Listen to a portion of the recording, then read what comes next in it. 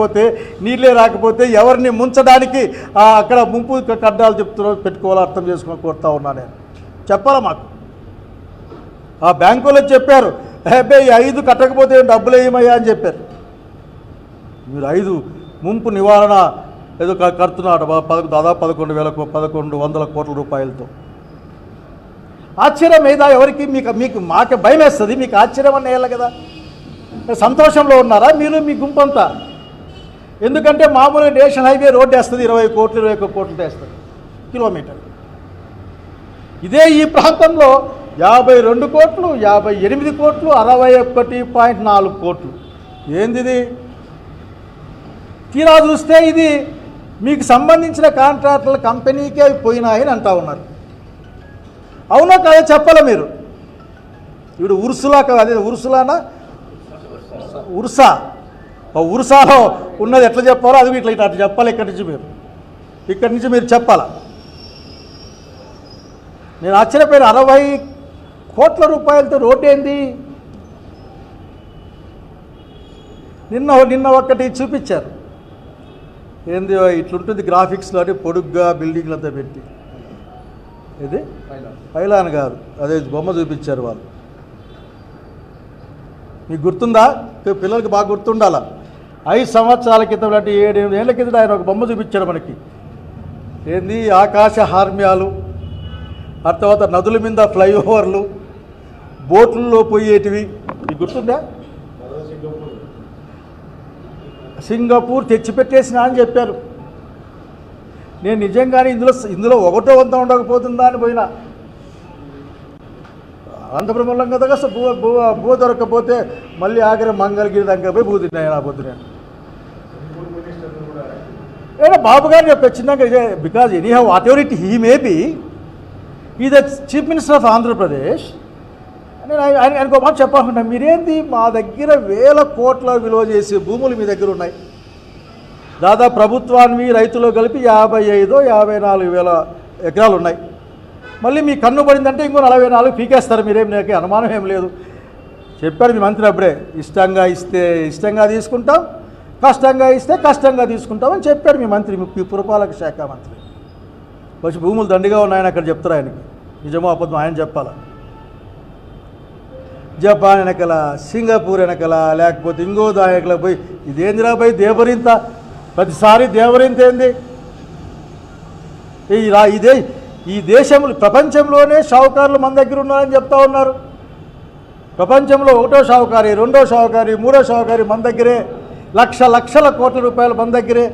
అట్లా వాళ్ళతో మాడుకోవచ్చు కదా పోయి ఆ సింగపూర్లో ఎంటోపాటు. ఎందుకంటే వేరే దేశం పోతే కొద్ది విషయాలు మీకు మాత్రమే పరిమితమవుతాయనే నమ్మకమా?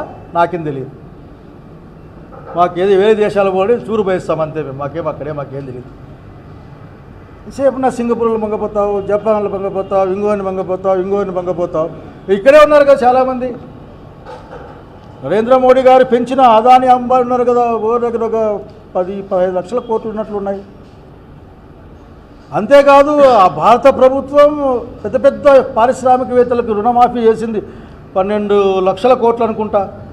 మరి కనుక మీకు ఇబ్బంది ఉందేమో లేదో కానీ ముఖ్యమంత్రి గారు, మాకైతే మా లాంటి వాళ్ళకి తెలిసిన వాళ్ళకి, ఎందుకంటే మిమ్మల్ని చూసాము అసెంబ్లీలో చాలాసార్లు, మాకైతే ఇబ్బందిగా ఉంది. మీరు ప్రతి ఒక్కరు కోట్ వేసుకొస్తేనే వాడి పాపం ఎక్కి వాడి వంగి ఆ కోట్ వేసుకొని కూర్చోబెట్టుకోని కాఫీ టీలు తాపించి వాడు తీరా చూస్తే వాడు మన ఉరుసు కంపెనీ పెట్టుకొని మన భూములు తీసుకుపోతాడు కానీ వాడు పైసా తేడు. So please don't play with the sentiment of the Andhra Pradesh people. మీకు పరిపాలన నిజంగా అభివృద్ధికి ఎట్లా ముందుకు పోవాలి, ప్రజలు ముందుకు ఎట్లా తీసుకెళ్ళాలి, సంక్షేమాన్ని అభివృద్ధిని ఒకే సమయంలో ముందుకు ఎట్లా తీసుకెళ్ళాలంటే మీరు జగన్మోహన్ రెడ్డి గారిని, రాజశేఖర రెడ్డి గారి యొక్క ఆశయాలతో పనిచేసిన వాళ్ళతో మీరు కనుక్కుంటే మీకు ఇస్తారు. మీరైతే మూసేస్తారు. ఏమన్నా మాట మీకు తమాష కనిపించదా? చంద్రబాబు నాయుడు గారు అంతర్జాతీయ విమానాశ్రయం కడతారట ఆయన. ఎక్కడ? అదేది అమరావతిలో. పాపం విజయవాడలో ఒకటి ఉంది కదా 20 కిలోమీటర్లలో.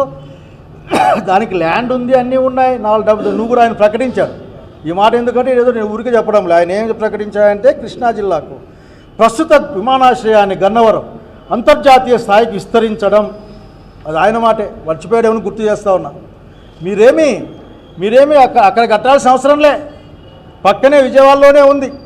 మీరు మాట కూడా చెప్పినారు, బహుశా మీరు చెప్పిన మాట మీద నిలబడను అని మీరు తీర్మానం చేసుకుని రాజకీయాలు చేస్తారు కాబట్టి మీకు ఇబ్బంది ఏమో, కానీ కొద్దిగా ఏమైనా ప్రయత్నం చేయండి, ఆయన కడతారట. అక్కడ ఇంకా ఏదో పెద్ద ఈ భారతదేశం మూర్ఛపోయే రైల్వే అదేంటారా సెంటరా, రైల్వే జంక్షన్ కడతారట. ముందు జనాలు వచ్చిపోయాక బస్ స్టాండు, ఆ ఎండగా చచ్చిపోతారంతా, అక్కడక్కడ బస్ షెల్టర్లు, ఆ బస్ షెల్టర్ దగ్గర కాస్త నీళ్లు, ఇట్లా కనీస అవసరాలు మా అనంతపురం బస్ స్టాండ్ అంతనే కట్టండి చంద్రబాబు నాయుడు గారు. బహుశా మీరు అది అడిగితే డబ్బులు లేవంటారు. కష్టాల్లో ఉన్నాను, గల్లా పెట్టి ఖాళీ అయిపోయింది, జగన్మోహన్ రెడ్డి గారు డబ్బులను అయిపోగొట్టారు. 1,54,000 కోట్ల రూపాయలు ఈ 11 నెలల్లో తెచ్చిన మీరు ఆ డబ్బులు ఏం చేశారో కూడా ఈ రాష్ట్రానికి చెప్పలే ఇంతవరకు. మీరు రాజ్యాంగం ఒప్పుకొని ప్రజల ఆస్తుల్ని కూడా కుదవబెట్టే పరిస్థితి. అర్థం చేసుకోవాలా మీకేమర్థమవుతుందో మాకు అర్థం కావడంలే. చివరికి అప్పులు ఇచ్చిన వాళ్ళు అప్పు అడుక్కోరట. మనందరికీ సంబంధించిన ఆంధ్రప్రదేశ్ ప్రజలకు సంబంధించిన ఆంధ్రప్రదేశ్ ఖజానాలో నుంచి డైరెక్ట్గా తీసుకుని వెళ్ళిపోతారట. ఇట్లా అవన్నీ చాలా కాలం మనం మాట్లాడుకోవాల్సి వస్తుంది. నిన్న పునర్నిర్మాణం కాదు, మీ దగ్గర నిర్మాణమే లేదక్కడ. మీరు అప్పులు తెచ్చుకోవాలి, మన ఎత్తి మీద వేయాలి, మేము కట్టాలి. ఇప్పటికే మీరు 1117 కోట్ల రూపాయలు ప్రస్తుతం అప్పుకే మీరు వడ్డీ కడతా ఉన్నారు. ఇంకా 77,000 కోట్లు, 1,00,000 కోట్లకు పోతే అసలుకి మేము కూడా నెలవారికి కూడా మేము కట్టలేము. మా అకౌంట్లో మా అమ్మ నాయన వాళ్ళు ఆ ఉప్పు పప్పు చింతపండు ఖర్చులాగే ఆంధ్రప్రదేశ్ అప్పు కూడా అయితే కట్టాలని పెట్టుకోవాల్సిన పరిస్థితి వస్తుందేమో. కనుక మీరు ఊరికే లేనివి గ్రాఫిక్స్లో చూసుకొని ఒక దూరాలోచన మీరే చెప్పాలా. దాన్ని దృష్టిలో పెట్టుకుని ఆంధ్రప్రదేశ్ రాష్ట్ర భవిష్యత్తును మీరు అన్యాయం చేస్తూ ఉన్నారు, నాశనం చేస్తూ ఉన్నారు. ఇది మంచిది కాదు. ఇది రాయలసీమ ఉత్తరాంధ్ర ప్రాంతాలని పనంగా పెడతా ఉన్నారు, సర్వం అక్కడికి తీసుకెళ్తా ఉన్నారు. ప్రజలు గమనిస్తూ ఉన్నారు. ప్రజలలో అసంతృప్తి పెరగకుండా చూసుకోవాల్సిన బాధ్యత మీపైనే ఉంది. 1,54,000 కోట్లు తెచ్చుకున్నారే, ఏం చేశారో చెప్పండి. కనీసం ఆ 6 వాగ్దానాల 6 సూపర్ 6లో ఒక 6 కన్నా ఇచ్చారా? మళ్ళీ రివర్స్ చెప్పిస్తూ ఉన్నారు. రివర్స్ అంటే గుర్తుకొచ్చింది, చంద్రబాబు నాయుడు గారు మరొక్కసారి సలహా ఇస్తూ ఉన్నాను. జగన్మోహన్ రెడ్డి గారు ప్రవేశపెట్టిన రివర్స్ టెండరింగ్ విధానం అన్నది ప్రజా ఖజానా అంటే రాష్ట్ర ఖజానాకు లాభం చేకూరుతుంది. కాంట్రాక్టర్ల మధ్య పోటీ, ధర తగ్గడానికి ఉపయోగపడుతుంది. ఇప్పుడు అమరావతిలో మీరు వేసిన టెండర్లు 3 నుంచి 4 వరకు ఎక్సెస్ కింద, ఈ 1,000 కోట్ల రూపాయల ఎక్సెస్ కింద మీ ఇప్పటికి వచ్చాయి. టెండరింగ్ విధానంలో ఖచ్చితంగా డబ్బులు మన గవర్నమెంట్కి మిగులుతాయి, ప్రజలకు మిగులుతాయి, ప్లస్ అప్పుల భారం తగ్గుతుంది. కనుక మీరు మీ వాళ్ళకు మేలు చేసే ఆలోచన లేకపోతే, అటువంటి ముందే ప్లాన్ మీ దగ్గర ఉండకపోతే రివర్స్ టెండరింగ్ విధానాన్ని బాగా అధ్యయనం చేసి అవసరమైతే మా నాయకుని సలహా తీసుకొని కూడా మీరు ముందుకెళ్ళమని మిమ్మల్ని కోరుతా ఉన్నాం. చివరిగా అమరావతి నిర్మాణం అన్నది మీ సొంత ఇంటి కార్యక్రమం కాదు. పోయినసారి కూడా మీరు మీ కుటుంబీకులు అంతా కలిసి దానికి టెంకాయ కొట్టారు, నాకు బాగా గుర్తుంది.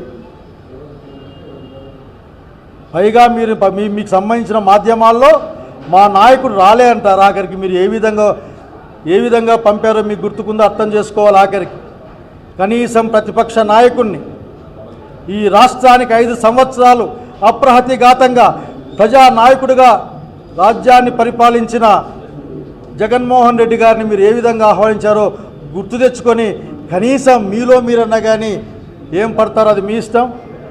But don't play with the people. ఈ ఒక్క మాట చెప్పాలనుకుంటా ఉన్నా, అమరావతి సర్వస్వం కాదు. మేము ఉన్నాం. రాయలసీమ ప్రాంతం ఉంది, ఉత్తరాంధ్ర ప్రాంతం ఉంది, మెట్ట ప్రాంతాలు ఉన్నాయి. గమనంలో పెట్టుకోమని మీ యొక్క పద్ధతి మార్చుకోమని, చెప్పిన మాట చేయకూడదనే మీ నియమం, ఇచ్చిన మాట మీద నిలబడకూడదనే మీ నియమం, అవసరం వస్తే ఏమైనా చేయొచ్చనే మార్చుకోమని నేను కోరుతూ సెలవు తీసుకుంటా ఉన్నాను.